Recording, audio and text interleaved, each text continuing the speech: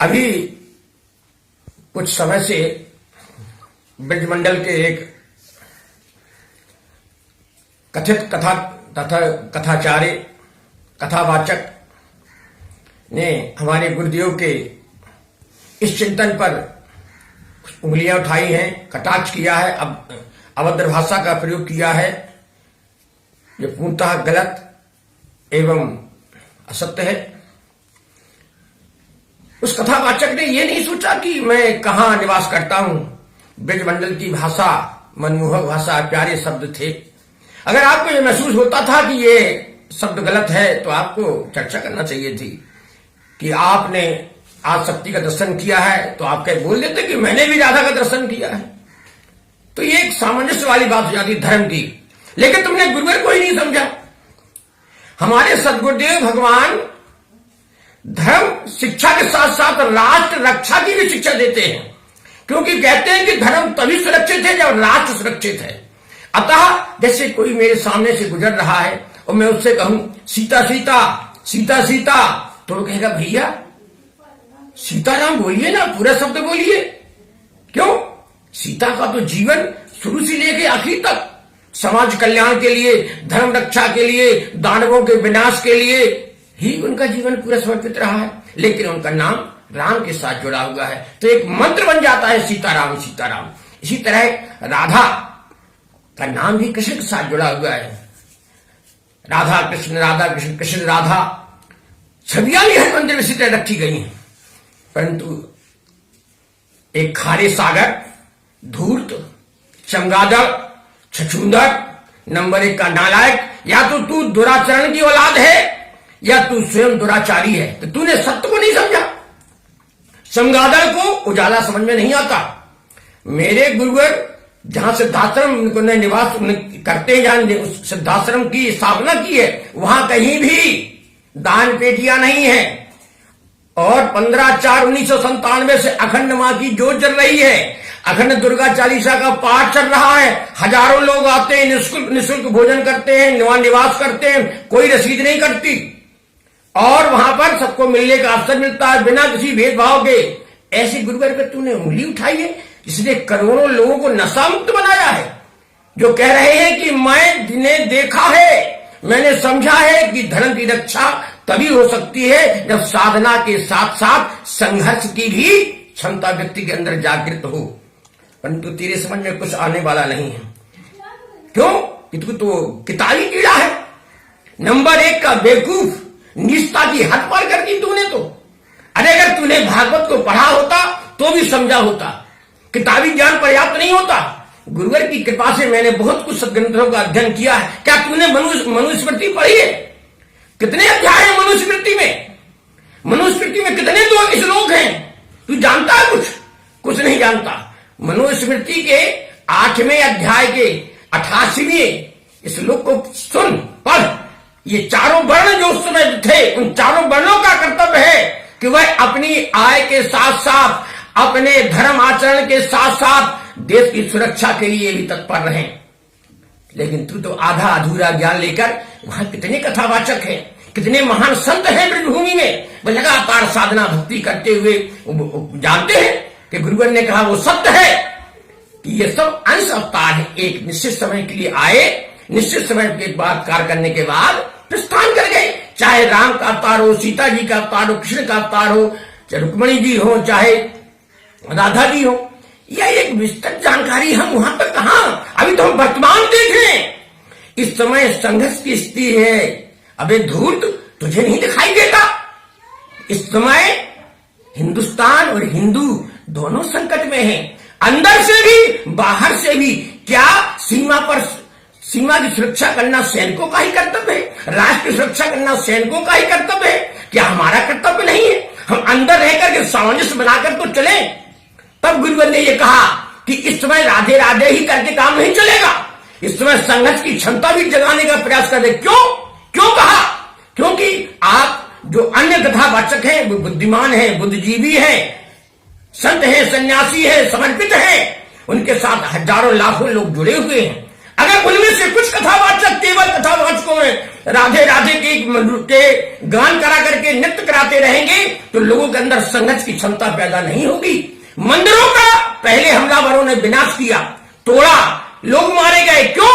कि उस समय भी यही व्यवस्था लागू रही होगी कि तुम तो केवल आओ, मेरी बातें सुनो। तो जब हमलावर आया तो लोगों ने, वहां के निवासियों ने कहा, पुजारियों ने कहा, अभी ये हमलावर मंदिर में घुसेगा तो वो जो हमारे भगवान जी बैठे हुए, जो आराध्य बैठे हैं, इनकी आंखें फोड़ देंगे, हाथ पैर तोड़ देंगे। इसलिए सब दूर दूर रहे और वो उन्होंने विनाश किया वहां पर। तो गुरुवर ने इसलिए तो कहा कि नहीं, हमें स्वयं चेतन बनना पड़ेगा। स्वयं हमें, जब तक हम स्वयं संघर्षशील नहीं बनेंगे तब तक धर्म राष्ट्र की रक्षा नहीं हो सकती।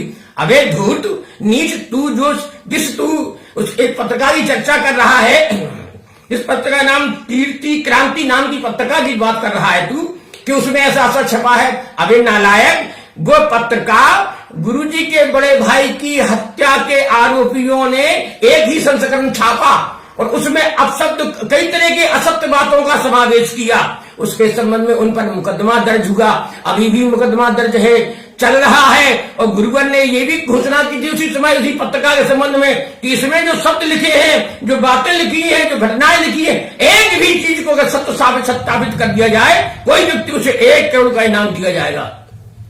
किसी ने उसमें लिखी गई एक भी बात सत्यापित नहीं की और तूने उसी का बहाना लगा करके फटवी बात की। तेरे खिलाफ भी इसी पत्रिका के संबंध में तूने जो प्रयास किया है बताने का, तेरे खिलाफ भी मुकदमा दर्ज होगा। कैसा साधक है तू साधक तो है ही नहीं। अबे उल्लू की औलाद, अगर तू साधक होता, लेकिन तेरे अंदर सारी निष्ठा बनी हुई है, तेरा जो नाम है ना, तू तो खारा सागर है। तेरे अंदर बुद्धि की एक भी लम्हा, एक पल, एक अंश भी तेरे अंदर नहीं। ऐसा साधक है तू साधक तो है ही नहीं। अबे उल्लू की औलाद, अगर तू साधक होता, लेकिन तेरे अंदर सारी निष्ठा बनी हुई है, तेरा जो नाम है ना, तू तो खारा सागर है। तेरे अंदर बुद्धि की एक भी लम्हा, एक पल, एक अंश भी तेरे अंदर नहीं है। तूने जिस गुरुवर पे उंगली उठाई, तू जानता उनको? उन्होंने अभी से नहीं, 1995 से तक वो 8 यज्ञ कर चुके थे, शक्ति यज्ञ, एक 11 दिन तक चलता है। विश्व को चैलेंज किया था कि जिसके अंदर आध्यात्मिक शक्तियों में क्षमता का सामना इसलिए करे जिससे ये जानकारी आ जाए कि सत्य कहां है और सत्य आराध्य कौन है, इसलिए कहा था। और तूने उसको अनर्गल, क्योंकि तेरे अंदर बुद्धि तो है, किताबी कीड़ा है, उतने ही समझा। जो अन्य लोग हमारे सम्मानीय संत महात्मा सन्यासी हैं, उन्होंने इसका सारा समझा, उन्होंने समझा इनको। अबे बेवकूफ, घर घर हर जगह मठाचार्यों में भी पत्र पहुंचाए गए थे कि सत्य ये है, सत्य का सामना करो। आज इसका परिवर्तन है। हमारे शंकराचार्य महोदय भी, बड़े बड़े संत महात्मा भी अब अपने मठों से निकल करके, आश्रमों से निकल करके जन जागरण के कार्य में लगे हुए हैं। तू तो एक कथावाचक भी नहीं। ध्यान रखना, तूने जिस ऋषि के बारे में अपशब्द बोला है, जो तूने अपशब्द बताया, अबे चमगादड़, अबे छछूंदर, तेरी कथा कभी प्रभावक नहीं होगी। तू समाज में कभी परिवर्तन डाल नहीं सकता। याद रखना, तेरी सारी उम्र, जिंदगी भर तू भीख मांग कर गुजारा करेगा। ये बात ध्यान रखना, क्योंकि तू जिसके बारे में कुछ पता ही नहीं, तेरे कुछ पता नहीं। अरे राधे राधे है तो कृष्णा तो साथ में है। राधा हमारी ब्रज की मूर्ति रही है, लेकिन सम्माननीय है, आदरणीय है, श्रद्धेय है, लेकिन केवल उन्हीं के स्मरण करने से सब कुछ हो जाए तो लोग संघर्षशील नहीं बनेंगे। उसमें कृष्ण का भी नाम जुड़ा होना चाहिए। राधे कृष्णा उसमें जुड़ा, राधा कृष्ण गोविंद जय जय, गोविंद जय जय मेरो गोपाल जय जय, राधा कृष्ण मेरो गोविंद जय जय, राधा कृष्ण मेरो गोविंद जय जय। प्यारे प्यारे भजन ने गीता का ज्ञान दिया। कृष्ण भगवान ने गीता का क्यों ज्ञान दिया? कृष्ण भगवान ने कभी कहा कि नहीं तुम मुझे मत जपना? कभी कहा गीता में कि मुझे मत जपो, तुम केवल राधे को जपो? उन्होंने कहा नहीं, कर्म करो और साधना भक्ति करो, तब तुम इस जीवन रूपी संग्राम से विजय प्राप्त कर सकते हो। आपको तो बहुत ज्ञान समाज देना चाहिए, लेकिन नहीं, तूने तो निजता की सारे हदें पार कर दी और निश्चित ही तुझे प्रकट सत्ता के द्वारा वो दंड अवश्य प्राप्त होगा। कुदरत तुझे वो दंड अवश्य देगी। तूने जिस ब्रजभूमि से ये बात उठाई है, अन्य लोगों ने तो ये साबित होता है तो उस ब्रजभूमि में रहने के लायक ही नहीं। ना तूने उस ब्रजभूमि से शिक्षा प्राप्त की है। वह ब्रजभूमि एक महान तीर्थ है जहां पर संतों का समावेश होता है, जहां पर सत्य ज्ञान की चर्चा होती है, प्रेम वात्सल्य की प्रतिमूर्ति ब्रजभूमि।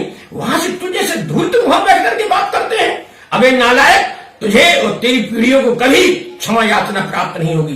तू जिंदगी भर एक भिखारी की तरह जीवन जीते हुए एक गंदी नाली के कीड़े की तरह तेरा जीवन गुजरेगा। याद रखना, तूने शक्ति पूज्य गुरु महाराज के शक्ति साधकों से जुड़ने का प्रयास किया है।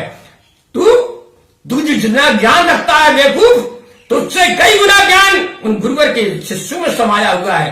तू एक ग्रंथ पढ़ करके उसमें से अपनी तरफ से बातें जोड़ कर बोलता है। यहां पर जिसको भी खड़ा कर दिया जाए वो आधे के घंटे बोलने की क्षमता रखते हो, एक एक शब्द पर बोलने की क्षमता रखते हैं बेवकूफ। लेकिन तेरे अंदर अक्ल आने वाली नहीं है। तू एक थोड़ा सा एक इलायची दाना मिला, तू दुकान खोल कर बैठ गया कि मैं भी दुकानदार बनूंगा, मैं दुकान बनूंगा। अरे कुछ उसके लिए ये तूने गुरुवर के लिए कहा।